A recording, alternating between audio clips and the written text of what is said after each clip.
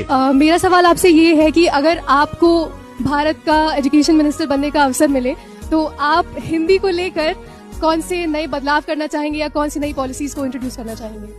पहली बात तो ऐसा होगा नहीं, है ना, कोई मुझे क्यों बनाएगा।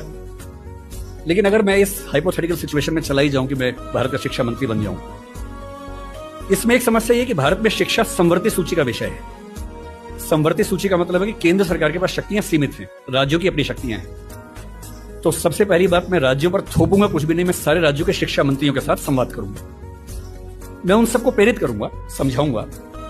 मैं उनसे कहूंगा कि तमिलनाडु में मेडिकल साइंस तमिल में होनी चाहिए, कर्नाटक में कन्नड़ में होनी चाहिए, हिंदी क्षेत्र में हिंदी में होनी चाहिए, हिंदी में नहीं इंग्लिश में होनी चाहिए, ऐसी कन्नड़ प्लस इंग्लिश में होनी चाहिए, तकनीकी शब्द अंग्रेजी में रहे।